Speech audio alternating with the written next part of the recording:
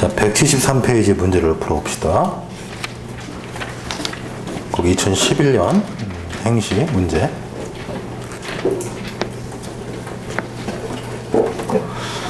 자, 조금 특별한 부분이 있어요. 한번 볼게요. 특히 이제 지금 우리가 1번 문제 정도까지는 풀 수 있을 텐데, A씨는 자신의 관할구역 내의 구기하천에 대한 주변 자연환경 개선 계획을 발표하면서 A씨 소유의 시민체육공원이 포함된 부지를 시민자연 생태공원용지로 지목과 용도를 변경해서 생태공원을 조성하겠다라고 고시했다. 이런 계획을 발표하는 과정에서 법령에서 정해진 심의를 거치지 않았다. 절차상의 하자가 있는 거죠. 일단 심의는 거치지 않았다. 이 계획에 대해서 인근 주민과 시민단체 등은 찬성 입장을 표명했지만, 자, 서울올림픽 기념 국민체육진흥공단, 공단이죠. 공단. 자, 이 공단 법적 성질이 뭔지 한번 판단해 보십시다. 공단. 자, 법인인지 아닌지가 제일 중요하겠죠. 법인인지 아닌지가. 법조문 봐야죠. 밑에 참조조문, 잠시만 몇 주야? 36조 2항. 진흥공단은 법인을 한다. 법인이네요. 그죠? 법인이고. 자, 그냥 법인은 아니겠죠? 공법적 목적이 붙으면 공법인이죠. 그죠? 공법인이죠. 자, 공법인이요. 그러면 공법인으로서 이제 행정 주체 성격을 갖기도 하고 동시에 행정청이기도 하죠. 여러분, 그 공법인으로서의 행정 주체, 이제 사실 공법인 그러면 이제 국가라든가 지방자치단체가 있고 나머지 공법인이 있는데, 국가나 지방자치단체는 얘네들은 그 자체가 행정 주체이고 행정청은 별도로 있죠. 그죠? 뭐 장관이라든가 시도지사처럼. 그러나 제가 그때도 한번 설명한 것 같은데, 국가나 지방자치단체가 아닌 나머지 공법인은 그 자체가 행정 주체면서 동시에 행정청이에요. 그 스스로가. 그러므로 예를 들면 이때 우리가 이제 항고소송을 제기한다 했을 때 진흥공단이 피고이지 진흥공단 이사장이 피고가 되는 게 아니란 말이죠.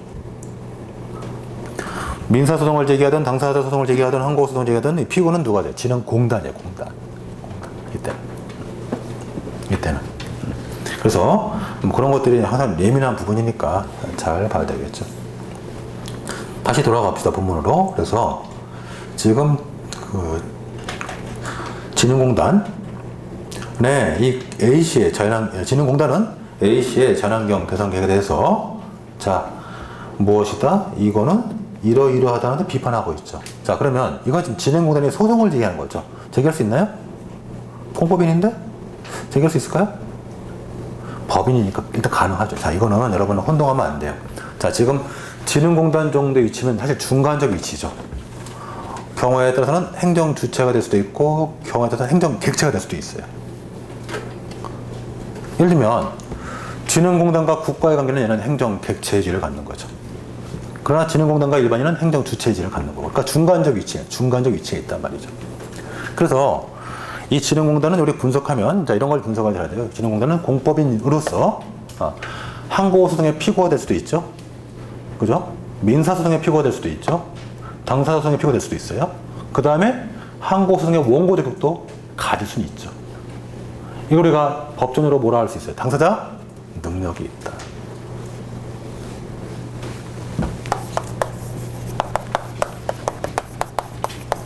일단 당사자 능력이 있단 말이죠. 능력이 있고 그 다음에 이제 뭐도 있어요? 당사자 적격도 있는지 이걸 봐야 되죠. 능력은 있어요. 일단 능력은 있죠. 권리무효 기소 주체니까. 그런데 이제 능력은 인정되죠. 당사자 능력은 인정되는데, 이제 문제는, 이 문제에서 문제는 당사자 적격이 인정되는지, 이게 이제 문제란 말이에요. 그래서 아까 이제 피고 적격은 문제에서 묻지 않았지만 제가 말씀을 드린 거고. 자, 그러면 당사자 적격이 인정되는지 보자고요. 자, 중간에 그 이유를 한번 읽어봐야 되겠죠. 그 따옴표. 작은 따옴표. 이는 국가 예산의 낭비일 뿐만 아니라 시민체육공원을 정기적으로 이용하는 국민의 일반의 권리를 침해하는 것이다. 자, 얘는 지금 공단의 자신의 이익을 다투는 게 아니죠. 그죠? 국가라든가 타인의 이익을 지금 걱정하면서 소송을 제기하죠. 이게 소위 민중소송. 요즘은 민중이라는 표현을 안 좋아해서 공익소송이라고 바꾼대요. 민중이라는 표현이 아주 안 좋다 그래서 민중 그러면 잡혀가니까 그냥 공익으로 바꾼다고 하더라고요. 개정안에는 공익소송으로 바뀌었어요. 지금 현재 이게 민중소송이라고 돼 있죠. 우리 행정소송법 제3조에 가시면 행정소송의 항목이 항고소송, 당사자소송, 기관소송, 민중소송 있단 말이죠. 이게 민중소송이죠. 민중소송의 정의를 읽어보시면 소송을 제기하는 데 법률상 이익을 위해서 소송을 제기한 게 아니고 국가 전체 이익 또는 타인의 이익을 위해서 소송을 제기할 때 우리가 그것을 민중소송이라고 부르죠. 그래서 민중소송 또는 공익소송, 앞으로 쓸 말은 공익소송이에요. 자, 그래서 일단 이 공단이 지금 민중소송을 제기하고 있는 거예요. 그러면 이런 민중소송이라든가 기관소송은 행정소송법 45조를 꼭 기억해야 돼요. 행정소송법 45조. 알고 있으면 보지 마시고 모르면 빨리 보세요. 행정소송법 45조에 뭐가 있나요? 법정주의. 법에서 정한 자가, 법에서 정한 자만이 법에서 정한 절차에 따라서만 소송을 수행할 수 있단 말이죠. 이게 공익소송 법정주의예요. 그래서 민중소송 또는 기관소송은 법에서 정한 경우에 정한 자 안에서는 제기할 수 있다. 자, 그러면은 결국 그 45조를 고려하면 뭐가 있어야 돼요, 지금? 국민체육진흥법에 어떤 형태의 분쟁이 발생했을 때 소송을 제기할 수 있다. 그런 조문이 있어야죠. 빨리 찾아봐요. 없잖아요. 없죠. 그러므로 지금 정리하면 첫째, 이 진흥공단은 당사자 능력은 있다. 그래서 당사자 적격이 있는지, 항고소송에 원고 적격이 있는지가 문제가 되는데 지금 보니까 항고소송을 수행한 게 아니고 뭐야? 얘는 민중소송을 지금 수행한 거죠. 공익소송을 수행한 거죠. 그럼 공익소송은 뭐가 필요하죠? 45조에 따라서 개별 법률에 소송을 제기할 수 있는 근거 규정이 필요한데 없죠. 못하는 거예요. 그래서 결국은 소재기가 부적법하다. 이런 문제죠. 그래서 행시 같은 경우는 이제 우리가 보통 10점당 쟁점이 하나 정도니까 20점짜리 물었다는 얘기는 일단 첫째가 자연환경 개선 계획이 처분이냐 이걸 물어본 거고 처분성을 인정되는데 결국 원고 적격이 없다. 이게 끝나는 거죠. 그래서 각각 하나씩 테마가 돼가지고 물어본 거예요. 자, 그러면 1번 문제를 중심으로 한번 뒤에 우리 해답을 한번 보십시다. 자, 그러면 일단 첫 번째 쟁점이 이 행정계획이 처분인지, 이게 이제 첫 번째 쟁점이죠. 그게 2번에 대상적격 충족 여부. 그래서 행정계획이나 법사선지를 언급하면서 그를 바탕으로 이제 처분인지 아닌지를 판단해 봤죠. 네. 그 다음에 이제 또 하나의 테마가 원고적격 여부인데, 이 행정소송법 12조에 원고적격에 관한 조문이 있고, 이건 결국 당사자 능력이 있는 자 중에서 그 처분의 취소를 구할 법률상 이익 있는 자로 한정해서 원고적격을 논하겠다라는 얘기죠. 예, 그 조문의 취지를 보면서 우리 판례는 법률상 이익, 12조 말하는 법률상 이익은 처분의 근거 법률 또는 관련 법률에 의해 보호되는 개별적이고 직접적이고 구체적 이익을 말한다라고 말하고 있단 말이에요. 그 얘기를 일단 쓴 다음에 그런데 우리 행정소송법은 민중소송에 대해서는 기본적으로 뭐예요? 지금 45조에 따라서 법률에 규정이 있을 때만 행사할 수 있다, 수행할 수 있다 돼 있단 말이죠. 그러면 4번의 사안의 경우 보자고. 지금 4번의 진흥공단이 이러이러한 이유로 소송을 제기하는데 지금 자신의 이익이 아니고 타인의 이익을 소송을 들어가죠. 기본적으로 허용되지 않는 것이고, 그리고 항고소송으로는 허용되지 않는 것이고 민중소송으로는 가능한데, 다만 민중소송이 가능하려면 뭐가 필요하죠? 법조문이 필요하다. 그래서 다음 문단이죠. 한편 이 사건 계획으로 인해서 공단의 입장료를 받을 수 없게 되었고, 자, 그런 관점에서 지금 사실상 불이익에 불과하기 때문에 일단 그런 관점에서 항고소송 대기가 안 되고 민중소송으로 들어가려면 법조문이 필요한데 법조문이 없다. 그래서 이제 결국은 소재기가 부적법하다는 얘기예요. 자, 그렇게 받으시고, 그래서 그런 관점에서 풀어놨어요. 2번, 3번 문제는 아직 우리가 좀 지금 풀만한 건 아니니까 조금 더 뒤에서 공부하신 다음에 뒤에 또 나오니까 그때 보도록 하십시다. 자, 이제 한 테마가 끝났고 이제 행정계획에 또 별도의 하나 테마가 있어요. 6번. 그리고 7번. 이게 이제 계획에 대해서 계획의 연장, 계획의 유지, 계획의 폐지, 경과조치 등을 개인이 요구할 수 있는 권리가 있는지에 관한 문제예요. 그래서 일단 6번에 계획 보전 청구권이라고 되어 있으면서 그런 계획 보전 청구권이 뭘 말하는 거냐? 뭐 계획의 존속을 요구하는 권리, 계획의 이행을 요구하는 권리, 경과 조치 등을 요구하는 권리 등을 보통 말하는데 이런 것들을 개인에게 줄 수가 없어요. 왜냐하면 이런 것들을 주었다가는 자신의 이익대로 계획이 변경되면 다른 사람의 이익을 침해할 수도 있기 때문에 원칙적으로 이런 권리들이 인정 안 되고, 다만 개인이 행정계획의 수립 또는 이행 또는 지체 때문에 만약에 불이익을 받는다, 손실보상 등을 청구하라. 그게 양가로 4번 얘기예요. 오른쪽에. 이거는 쭉 그렇게 지나가고 가볍게 보시고, 자, 정작 중요한 건 이제 7번이에요. 7번. 계획 변경 또는 폐지 청구권. 결국 개인이 행정계획의 변경 또는 폐지를 요구할 권리가 있느냐, 이것도 원칙대로 부정해야죠. 그래서 같은 명례로 부정해야 돼요. 판례가 계속 부정이 왔어요. 부정이 오다가 최근에 긍정한 사건이 하나 있었단 말이죠. 네. 자, 그걸 뒤에서 한번 보실 텐데 이 판례는 공부를 한번 좀 더 봐야 돼요. 특히 이게 이제 변시 2회 때 나온 판례긴 한데 판례가 나오다 말았어요. 나오다 말아가지고 종합적으로 한번 다시 봐야 돼요. 자, 그러면 제가 거기 176페이지 그 뒤에 판례가 있으니까 그 판례를 바탕으로 제가 좀 팁하게 설명해 드릴 테니까 한번 구경해 보세요. 문제를 낼 거라면 그냥 제대로 내다 말았을까?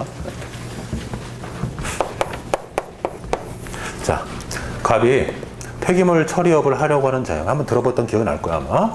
제가 실내보험실 할 때 잠깐 설명했던 거예요. 그래서 이제 이 친구가 먼저 폐기물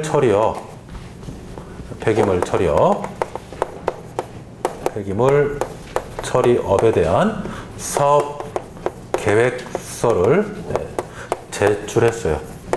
폐기물관리법에 따라서 사업 계획서를 제출했어요. 이게 25조에 아마 있을 거예요. 25조에 있죠. 25조량에 따라서 사업 계획서 제출하고, 그래서 이에 따라서 이제 적정 통보를 받았어요.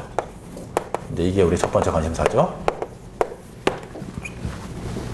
적정 통보를 받았어요. 그런데 이자가 지금 폐기물 처리업을 하려는 지역이 지금 국토법상 이게 농림지역이다. 이것은 못하겠다. 못한단 말이에요. 그래서 이제 이것을 도시지역 또는 준도시지역으로 바꿔달라. 그래서 여기서 이제 자, 2번 국토 이용 계획을 변경해달라. 변경을 신청한 거죠. 결국 무엇을 신청한 거예요, 결국? 이 용도 지역의 변경을 신청한 거죠. 용도 지역 아까 공부했죠. 그죠? 용도 지역. 안 본 것처럼. 그죠? 뭐 한 10분이면 벌써 이제 없어지죠. 많이 갔네, 10분이면. 예. 자, 용도 지역의 변경을 신청한 거예요. 그래서 뭐해서 농림지역으로 도시지역으로 바꿔달라. 농림지역이었는데 이것을 도시지역 또는 바로 쓰고 준도시지역으로 바꿔달라라고 지금 이 용도 지역의 변경을 신청한 거예요. 지금 이렇게. 그래야지 이제 거기다가 건물을 짓고 뭐 할 테니까. 자, 그랬더니 이제 이걸 거부한 거죠. 용도계획 변경 신청을 3번에 거부했던 사건이고, 이에 대해서 이제 이 갑이 4번에 취소 소송을 제기했던 요 이제 사건이에요. 여기서 이제 하나씩 나오는 거예요. 첫 번째, 그러면 이때 이제 뭐가 문제가 됐냐면은 이 거부가 처분이 제가 첫 번째 쟁점이었어요. 첫 번째 쟁점. 소재기 적법한 단계에서, 자, 일단 첫 번째 쟁점에서 이 소재기의 적법성을 판단함에 있어서 다른 거는 특별히 문제될 것이 없어요. 뭐 거부 처분을 받은 날부터 90일에 소송을 제기했고 관할법도 문제가 안 되고 오로지 거부가 처분인지 이것만 문제가 돼요. 자, 원고적 격은 문제될 것이 없죠. 왜? 상대방이 소송을 제기했으니까. 자, 그러면 이제 우리가 사례 문제를 만약에 접했을 때 이런 거 어떻게 쓰는지 한번 생각해 봅시다. 지금 소재기의 적법성 여부를 물어봐서 그러면 일단 보통 문제점 또는 문제 제기 이렇게 쓰겠죠. 그죠? 여러 가지 쓰는 방법이 있어요. 근데 저는 개인적으로 제일 선호하는 방법이 일단 소재기 적법성 물어봤으면 적법성 일반론을 한번 언급해 보는 거예요.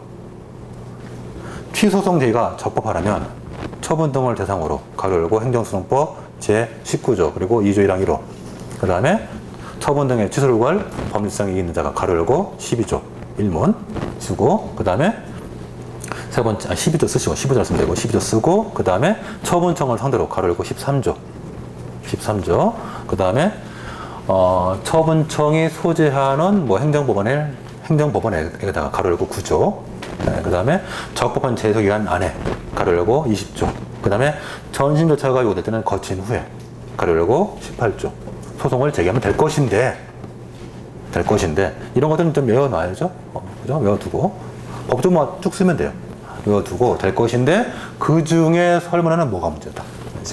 저는 그렇게 쓰는 게 제일 좋겠더라고요. 그래서 처분 등을 대상으로 뭐 처분의 취소 요구할 법률성이 있는 자가 처분청을 상대로 관할 부분에다가 적법한 제소기간을 준수한 상태에서 전심조사를 요구할 때는 거친 후에 소송을 제기하면 되는데 해서 이제 각각의 조문을 쓰면서 들어가면서 다 쓴 다음에 설문은 그 중에 뭐가 문제다 이렇게 하면 나머지 다 쓴 거죠. 그리고 두 가지만 핵심되는 한두 가지만 뽑았으면 된단 말이죠. 설문의 경우는 이 거부의 처분에 상대방이 소송을 제기했으니까 원고적 경우 문제가 될 것이 없고 이 거부가 처분인지 이게 문제라는 얘기예요. 그래서 그런 식으로 이제 문제점을 한번 쭉 한 바퀴 돌다가 특정한 쟁점으로 딱 들어가는 거죠. 자, 들어갔어요. 들어간 다음에 두 번째. 이 국토연계 변경, 이 거부 행위가 이제 취소 소송의 대상인지 여부.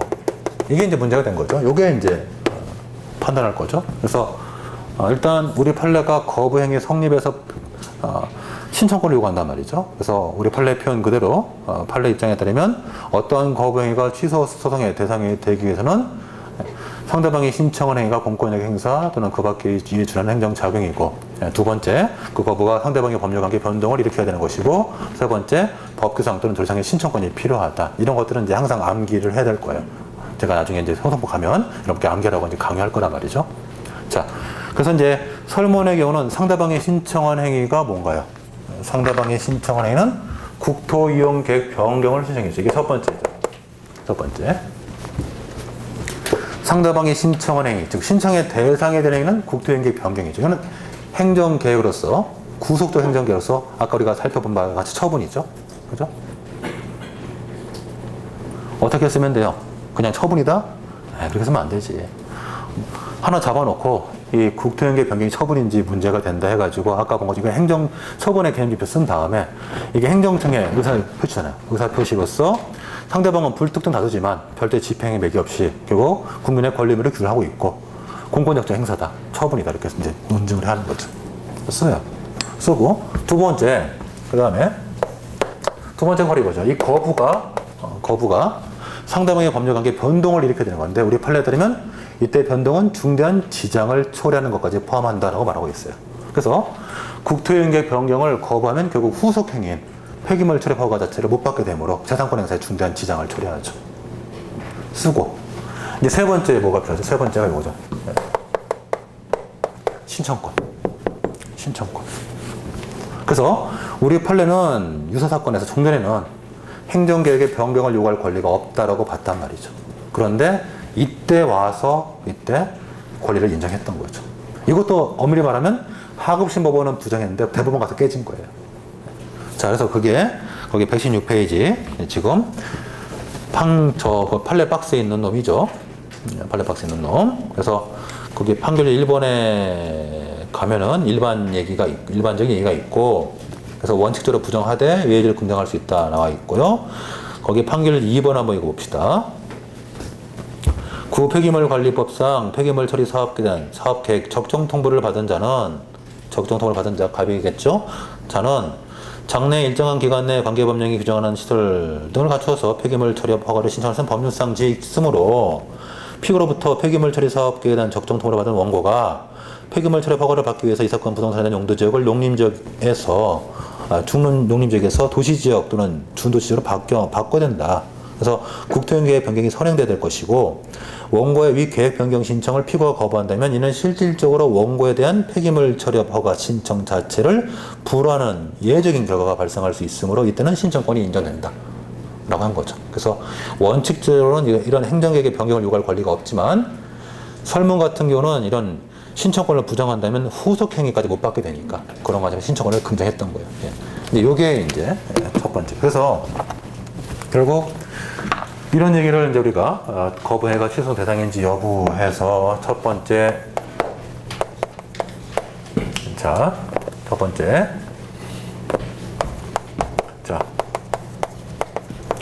판례에 따를 때 거부 처분의 성립 요소, 그죠? 저 세 가지 아까 제가 말했던 거 쓰고, 그 다음에 나번에 일단 여기서 이제 나번 같은 건 제가 볼 때는 옵션이에요.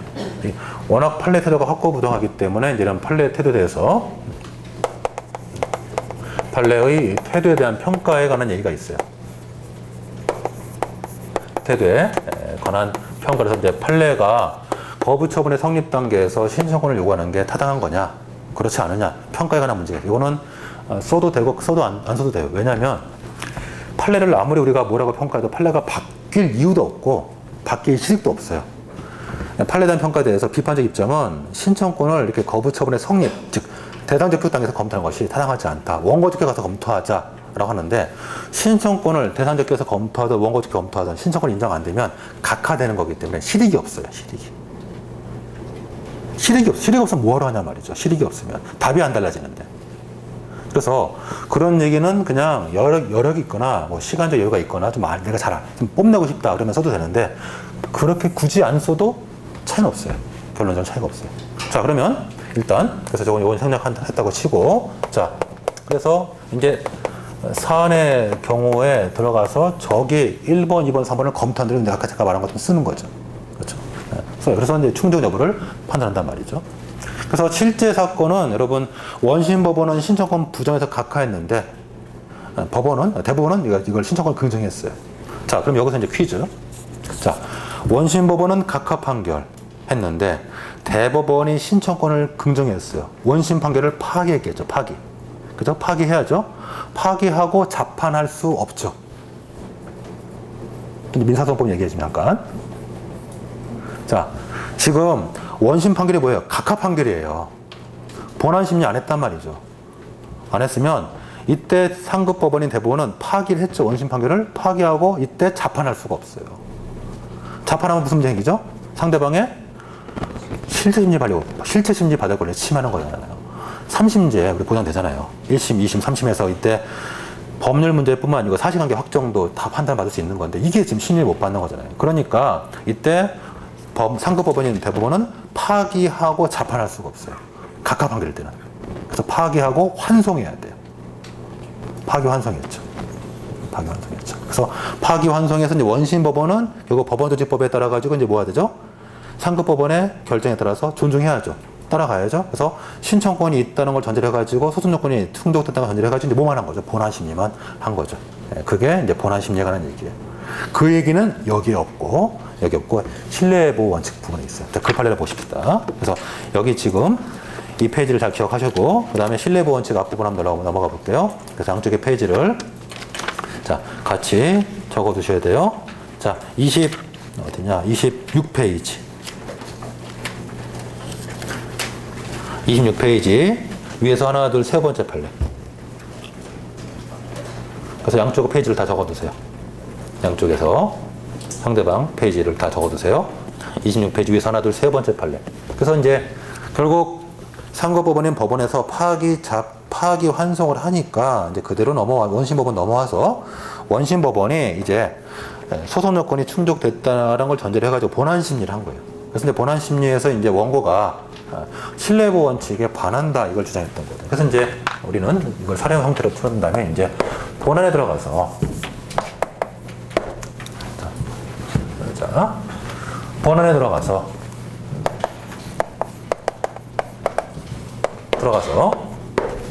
자 문제점 본안 또는 본안 판단 또는 원고의 주장의 이유 유무죠. 본안 판단 또는 이렇게 써야죠.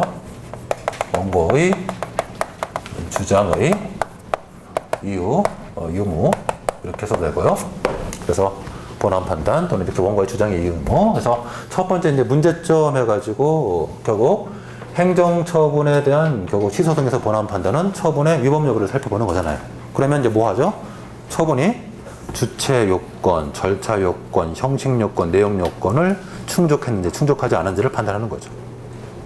그러면 이제 지금도 써야 되겠죠? 자, 설문의 경우에 보니까 특별히 주체 또는 절차 또는 형식 하자는 전혀 판단할 자료가 없다. 그죠? 그걸 쓰면 되잖아요. 그 앞에 그냥 넘어가고 이제 어차피 핵심만 쓰면 되니까 설문의 경우에 주체라든가 형식 또는 절차상의 하자는 판단할 자료가 없죠. 뭐 전혀 그런 근거가 없어요 지금. 판단할 자료가 없다. 다만 내용상 하자와 관련해 가지고 재량권 일탈 남용 여부를 판단함에 있어서 신뢰보호 원칙에 위반되는 여부를 판단해 보겠다. 신뢰보호 쪽으로 들어가 보는 거예요. 네. 자, 그래서 이제 신뢰보호 원칙의 이제 위반 여부를 살펴보는데, 자, 우리 판례가 뭐라고 했나 보십시다. 자, 판례가. 자, 이거 우리 봤던 거죠. 한번 볼게요. 폐기물 관리법에 따른 폐기물 처리업 사업계획에 대한 적정 통보와 국토법상의 국토형계 변경은 그 제주도 취지도 그리고 고려사항도 다르다. 그러므로 결론적으로 폐기물 처리업 사업계획에 대한 적정 통보는 폐기물 처리업 허가에 대한 공적 견해 표명은 될 수 있지만 2번 판례. 그죠? 기억나죠? 폐기물 처리업 허가에 대한 공적 견해 표명은 될 수 있지만 3번 판례처럼 국토이용계획 변경을 해주겠다는 취지의 공적 견해 표명은 아니다.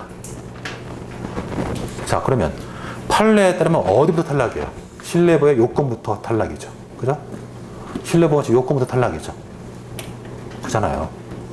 탈락이에요. 그러면 요건 충족 안 돼요. 그리고 포기하고 말 거예요? 포기하고 말 거예요? 아니죠. 하나 더 써야죠. 이럴 때는. 요건부터 탈락했으니까. 우리가 지금 뭘 못했어요? 이익 형량. 이 거부할 수밖에 없는 공익과 상대방이 받은 불이익 형량 못했잖아요. 어떻게? 비례 원칙 위반이요. 이렇게 쓰던지 아니면은 여러분이 판례는 그렇게 봤는데 나는 그렇게 안 보겠다. 판례는 공적 견해 표명이 아니라고 했는데 내가 볼 때는 이건 공적 견해 표명이다. 라고 해버리면 3번 안 가고 뭐로 가요?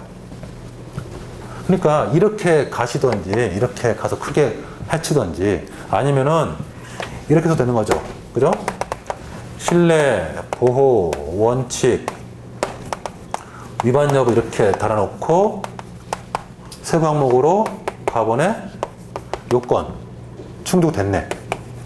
나번에 한계 이렇게 가도 되죠. 이해돼요 지금? 뭔 말인지? 이해되시나요? 지금 여러분 왜냐면 이 신뢰보호의 한계가 결국 비례 원칙의 상승 원칙하고 똑같은 거란 말이죠 사실은. 그러니까 지금 일단 판례대로 한번 따라간다면 판례는 지금 뭐라고 본 거예요 지금? 신뢰보호의 요건 자체가 충족이 안 됐죠. 그냥 처음부터 그냥 쫓겨난 거죠. 신뢰보호 원칙은. 그죠? 처음부터 탈락된 거예요. 뭐 한계까지도 가지도 못하고 요건이 충족돼 한계를 쓰지. 그러니까 요건 자체에서 탈락됐으니까 이제 한계에 관한 그 얘기 이익 형량 그걸 하려면 뭘 해야 돼요? 3번에서 비례 원칙 위반을 해야지. 그때 상대성 원칙을 논해 봐야죠. 이렇게 쓰든지 아니면은 판례 입장이 잘못됐다 비판한 다음에 판례는 요건이 충족 안 됐다 판단은 내가 볼 때는 이거 공적 견해 표명이다. 사실 그런 여지가 있죠. 실제로 적정 통보를 받으면은 이 적정 통보 안에 이 값이 사업계 제출할 때 내가 어디서 한다 이게 다 명시가 돼요. 실제로 명시가 돼요. 그러므로 이거 적정 통보를 받았다는 얘기는 상대방은 충분히 국토형 계획도 변경해 줄 거 다 예측 가능한 거예요. 원래는 신뢰이익이 있는 거예요. 실제로. 자, 그래서 판례가 잘못됐다. 판례가 지나치게 공적 견해 표명 좋게 본다. 판례가 잘못됐다 해서 이건 공적 견해 표명이고 그런 공적 견해 표명을 바탕으로 상대방이 지금 신뢰이익을 획득했기 때문에 요건이 충족된다. 다만 한계에 가서 그럼에도 불구하고 이런 국토형 계획 변경을 거부할 수밖에 없는 여러 가지 공익상의 필요와 상대방이 받는 불이익을 비교하겠다. 이게 한계. 이렇게 쓰던지. 그죠? 이렇게 쓰. 둘 중 하나의 방법으로 풀면 되죠. 결론은 똑같죠. 똑같죠. 이 소송에서는. 그죠? 소송에서는 결론이 똑같아요. 그래서. 자, 그런데 이게 이렇게 푸는 게 두 가지가 다른 이유가 있어요. 자, 일단 이렇게 풀어서 뭐 사안의 경우를 이렇게 풀던. 그 다음에 이렇게 해서 뭐 3번 해가지고 사안의 경우로 풀던. 결국은 기각 판결이에요. 그죠? 그런데 제가 이렇게 왜 달리 푸는 이유는 마지막에 우리가 보론적 차원에서 손실보상이나 국가배상의 즉 손해전보 차원에서 따져본다면 판례처럼 이렇게 풀어버리면은 이거는 요건 자체가 충족이 안 돼버리기 때문에 신뢰보호 요건 자체가 충족이 안 돼버리기 때문에 상대방의 신뢰이익은 처음부터 보호할 가치가 없어요. 그러니까 이것은 이때는 보상을 할 수가 없단 말이죠. 그러나 여러분 혹시 오른쪽처럼 풀어버리면 상대방의 신뢰익은 보호할 가치가 있죠. 다만 내가 공익을 위해서 그 이익을 희생한 거죠. 이때는 보상할 여지가 생긴단 말이죠. 어떤 게 풀긴 좋아요. 당연히. 저 같으면 이제 오른쪽 같이 푸는 게 더 좋을 수도 있다고 보여져요. 그러나 어쨌든 이리 풀든 저렇게 풀든 간에 하나의 맥락을 잡아가지고 풀어나가시는 거죠. 그래서 이럴 때 우리 판례가 조금 약간 평가가, 그러니까 판례 입장이 사실 명확하긴 하지만 판례 입장이 타당하다고 볼 수는 없는 거예요. 이 판례는. 약간 비판적인 어조로 제가 말했죠. 그래서 그래서 판례는 신뢰보호 요건이 충족 안 된다라고 해서 일단은 이 소송에서 기각했던 사건이에요.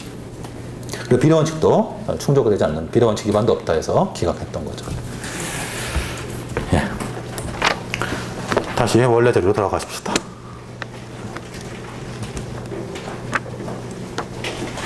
이런 걸 내야지. 뭘 내다가 문제를 말았어요. 엉뚱하게. 지금 여기까지 좀 풀었으면 얼마나 좋겠어요. 여기까지 냈으면 좋았을 텐데, 문제를. 176페이지 문제는 나오다 말았죠. 1번 문제에서만 끝났죠. 사실은 1번 좀 제대로 내려면 1번 문제, 가비 제기한 소송이 인용되겠는가, 사실 이렇게 물어봤어야 돼요. 그렇게 해가지고 그냥 점수 크게 넣어가지고, 이걸로 한 100점 해가지고 사실 풀었으면 더 좋았죠. 쓸데없는 걸 뒤에 붙여놔가지고. 자, 그래서 일단 요거 잘 들어보세요. 그래서 잘 들어서 판단해 보시고. 자, 문제 넘어갑시다. 어차피 2, 3, 4번 문제는 뒤에서 풀 문제니까 우리 1번 이미 풀어본 거고요. 자, 지금은 넘어갈게요. 자, 그 다음 이제 179페이지로 가봅시다.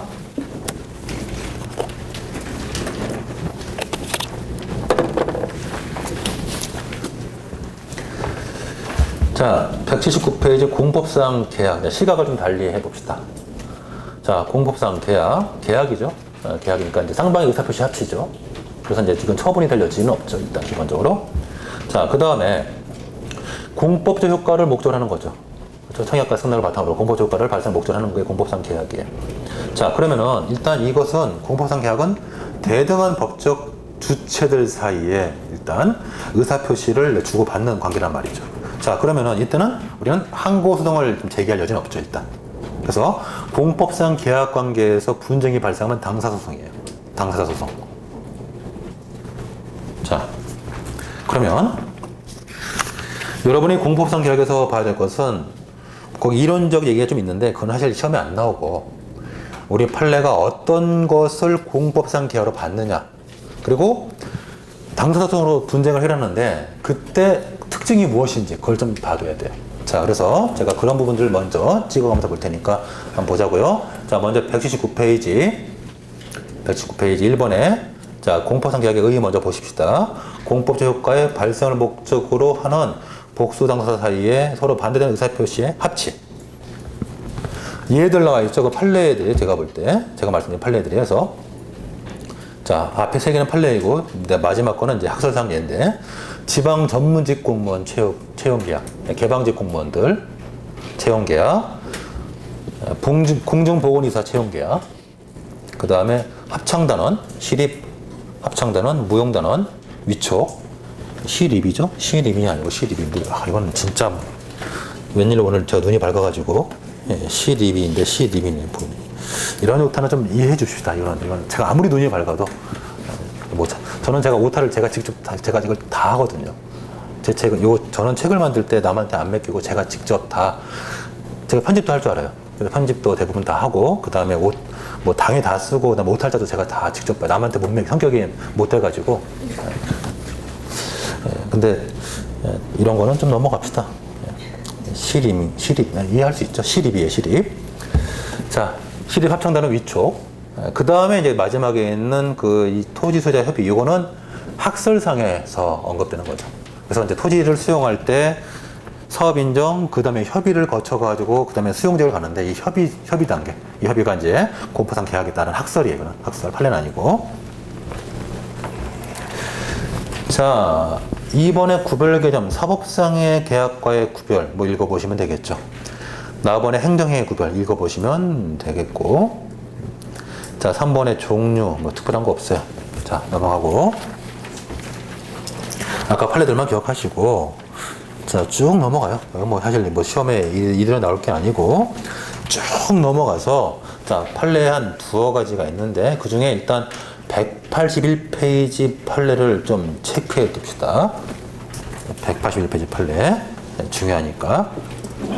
자, 그러면 이 판례를 이해하려면 우리 행정절차법을 한번 봐야 돼요. 행정절차법 17조를 한번 보세요. 17조. 17조 바로 위. 바로 위. 처분이라고 되어 있죠. 그래서 행정절차법은 17조부터 39조 2까지가 처분 절차예요. 처분 절차. 자, 17조가 기억할 게 아니고 기억할 거는 그 중간에 이제 뭐가 있죠? 21조가 있고 20조 사전통지. 그죠?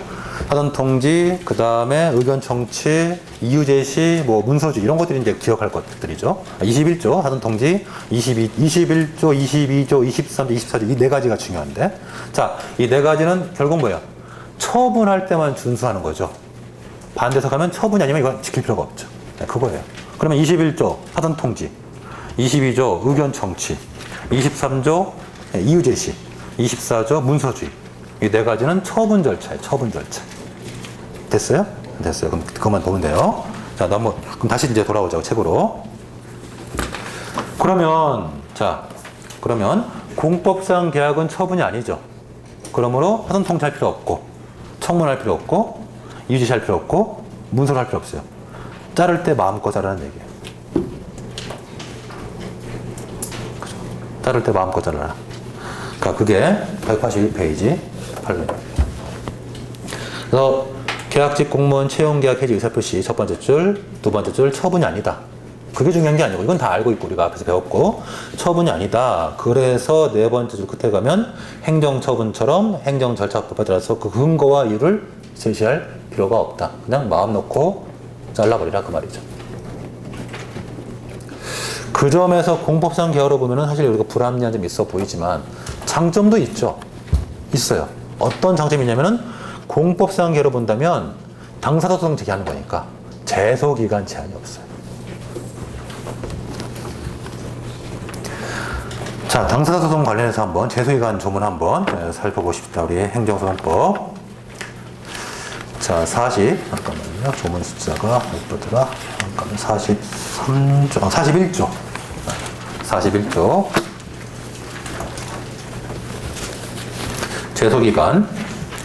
당사자 소송에 관해서 법령에 제소기간이 정해져 있을 때는 그때는 불변기간이다. 그 말은 반대속하면 개별 법령에 제소기간에 관해서 조문이 없으면 적용 없다는 얘기죠. 그래서 당사자 소송은 특별한 경우, 즉 법에서 특별히 개별 법에서 정하는 경우를 제한하는 제소기간 제한이 없어요. 아무 때나 얘기하면 돼요. 아무 때나. 자, 그러면 장단점이 있죠. 공법상 계약으로 보니까 장점은 우리가 소송을 제기할 때 날짜 제한이 없어요. 그죠? 들어갈 수 있단 말이죠. 아무 때나 들어갈 수 있다는 얘기죠. 그런데 단점이 있죠. 이렇게 보니까 뭐가 돼요? 즉 이유가 없이 잘렸는데 그냥 아무 이유 없이 잘렸어요. 그런데도 제가 위법성을 주장할 수가 없는 거죠. 그죠? 그래서 이렇게 장단점이 있으니까 그 장단점을 잘 파악해 주세요. 판례에서 다 말해주고 있는 것들이에요. 그래서 그런 것들을 중요하게 보세요. 여기 뭐 그 밖에 무슨 나 본문의 내용들은 뭐 이렇게 쓰라거나 그런 문제 안 나와요. 어차피 이거는 공법상 계약이 혹시 시험 나오면 이렇게 판례를 묻는 게 나와요. 판례. 자, 그 다음에 하나 더 봅시다. 공법상 계약에서. 자, 182페이지 넘어가요, 이제.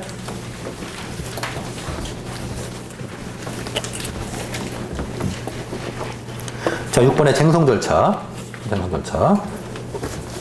판례는 공법상 계약이라는 법적 분쟁은 공법상의 법률 관계가 관한 소송인 당사자 소송에 의해야 한다라고 보고 있다. 아까 봤던 거죠. 그래서 아까 봤던 계약직 공무원의 해촉, 자르는 거죠. 자르거나 계약직 공무원 채용계약 해지, 의사표시의 행정처분이 아니므로 결국 당사자 소송으로 이런 해촉, 해지의 의사표시의 무효 확인을 구하는 소송을 당사자 소송으로 제기해야 된다. 행정부에서 담당한다는 얘기죠. 옛날부터 행정부에서 담당했던 것들이에요. 자, 장점 기억하죠? 장점, 제소기간 제한이 일단 없어요. 그리고 이게 당사소송은 나중에 공부할 일이 있겠지만 당사소송은 민사소송과 행정소송, 항고소송의 짬뽕 같은 그러니까 장점을 다 갖고 왔어요. 그래서 이게 민사소송처럼 당사자주의가 지배하면서도 행정소송 26조가 또 적용돼요. 그래서 법원의 직권심리도 허용되고 굉장히 장점이 많은 제도예요. 실제로 보면. 그러니까 민사소송과 항고소송의 장점만 싹 모아놓은 제도예요. 아주 좋은 제도예요, 사실은. 그런데 이제 아까 본 것처럼 단점은 뭐야? 아까 판례다 단점은 당사소송으로 간다는 얘기는 결국 이게 행정처분이 아니라는 얘기니까 결국 자를 때 이유 없이도 자를 수 있다는 얘기니까 그것 때문에 이유 없이 잘렸다 해서 우리가 위법성을 주장할 수 없다. 이게 이제 단점인 거죠.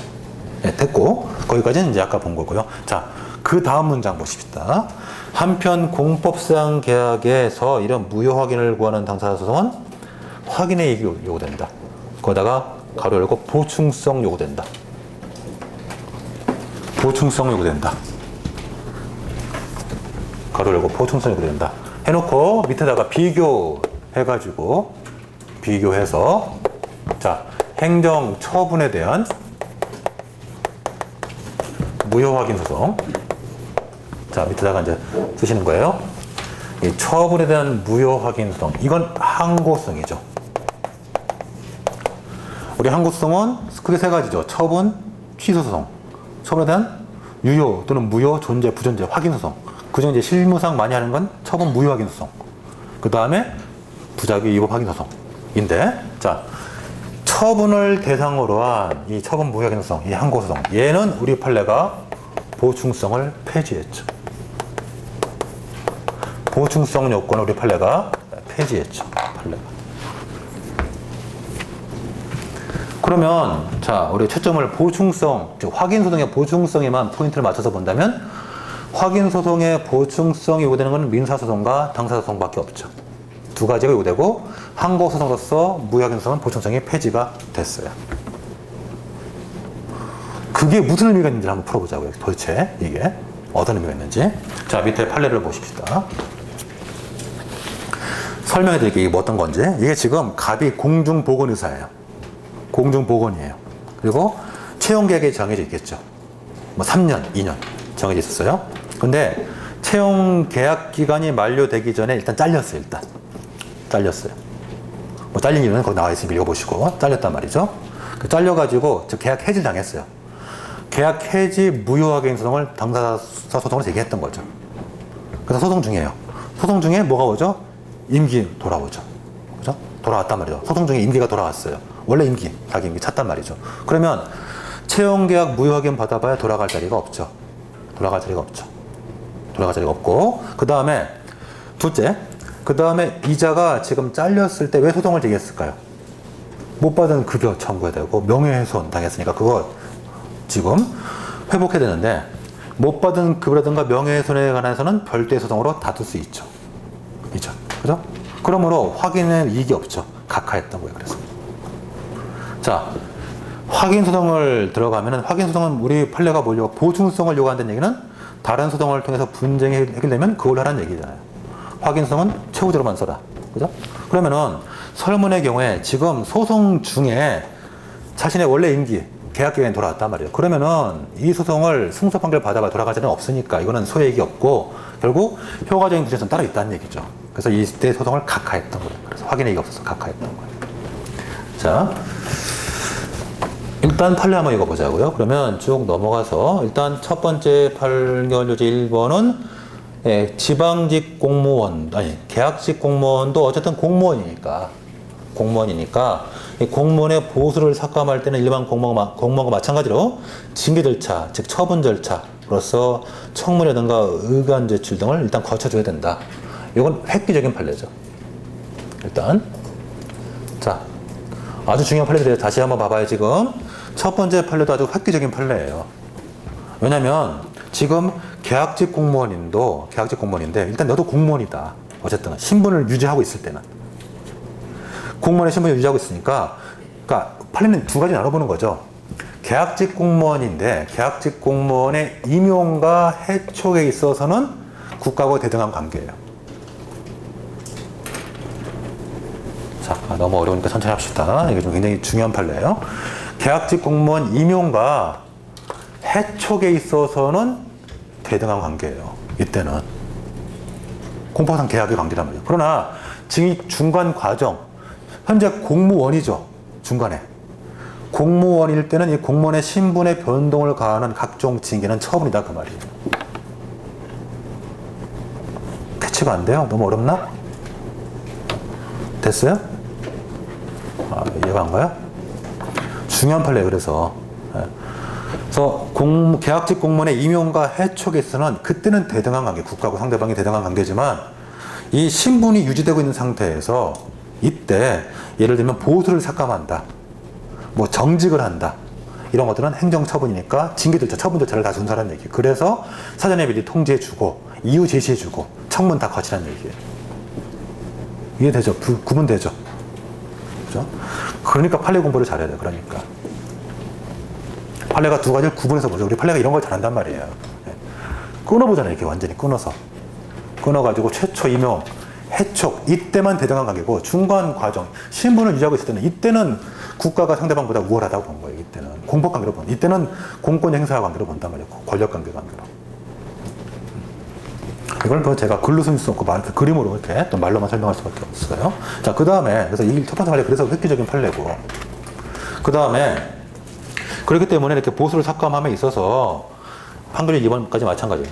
보수를 삭감하는 것은 결국 감봉과 같이 징계인데 이런 징계 처분을 함에 있어서 절차적 권리도 보장 안 된 상태에서 막 징계하거나 보수 삭감하면 어떡하겠느냐 그 얘기예요. 저는 위법하다라는 얘기예요. 그리고 이에 관해서 아무런 규정 없이 뭐 두고 있는 거, 이 규정 자체도 위법한 거고, 징계 절차를 두고 있지 않은 이런 것도 위법한 거고, 이제 그런 얘기가 되겠고, 그래서 이번에 가면 계약직 공무원의 규정의 시행이 필요한 사항을 정하기 위한 서울특별시 인사관리 규칙은 이렇게 지금 봉급을 삭감할 수 있다고 규정하고 있는데, 이때 보수 삭감은 이를 당하는 공무원 입장에서는 징계 처분의 일종인 감봉에 다를 바 없으므로 결국 다음 줄 절차적 권리가 보장이 되는데 보장되지 않고 소청 등의 구제 수단도 인정되지 않고 이를 감수를 하는 이 규정은 결국 지방공무원법이나 또는 규정이 아무런 위임의 근거 없이 없는 것으로서 또 상위법의 취지에 반하는 것은 무효다라는 얘기죠. 효력이 없다. 그래서 그에 근거한 보수 삭감 행위도 위법하다라고 본 거예요. 여기까지가 이제 보수 삭감 관련된 얘기고, 3번은 별개죠. 3번은 그 다음 단계. 이제 3번 얘기는 뭐냐면은 이 해촉한 거, 해고한 거, 해임한 거. 판결 1번과 2번까지가 중간 단계 얘기고, 신분이 유지되고 있을 때 보수 삭감, 그 얘기고, 그 다음에 이 3번은 이제 해고한 거죠. 해임한 거. 계약 해지한 거. 자, 그러면 나눠서 보세요. 그래서 아까 말한 것처럼 이제 얘가 지금 계약직 공무원으로 신분을 유지하고 있다가 잘렸단 말이죠. 계약기간 못 채우고 잘렸단 말이에요. 그런데 소송 중에 계약기간이 돌아온단 말이죠. 자, 그런 사건이죠. 자, 그러면 3번. 이 사건과 같이 이미 채용기간이 만료되어 소송의 결과에 따라 법률상 지회복이 되지 않는 이상 채용계약 해지 의사표시 무효하기만으로는 권력적 기능이 없다. 그렇죠. 채용기간이 만료됐기 때문에 그런 거죠. 첫 번째 좀 그게 포인트에서 채용기간 만료 때문에 돌아갈 자리가 없다는 얘기예요. 그 다음에 계속 이어서 두 번째 콤마 찍고 뒤에 침해된 급료 지급 청구권이라든가 명예회복에 적당한 수단은 바로 급료 지급을 청구한다라든가 부당이득 반환으로 청구한다라든가 또는 명예훼손을 당했을 때 적당한 손해배상을 청구한다든가 또는 정정공고를 통해서 결국 권리구제가 가능하다. 이런 직접적인 소송수단, 즉 이행소송이 있기 때문에 확인소송은 확인의 이익이 없다. 그래서 쭉 내려와서 채용계약 해지의 의사표시 무효하기인 부분은 확인의 이익이 없어서 부적법 각하하다 해서 각하 판결했던 사건이에요. 만약에 이자가 계약직 공무원이 아니고 그냥 일반직 공무원이면 소액이 있다고 봤단 말이죠. 판례가. 이때는.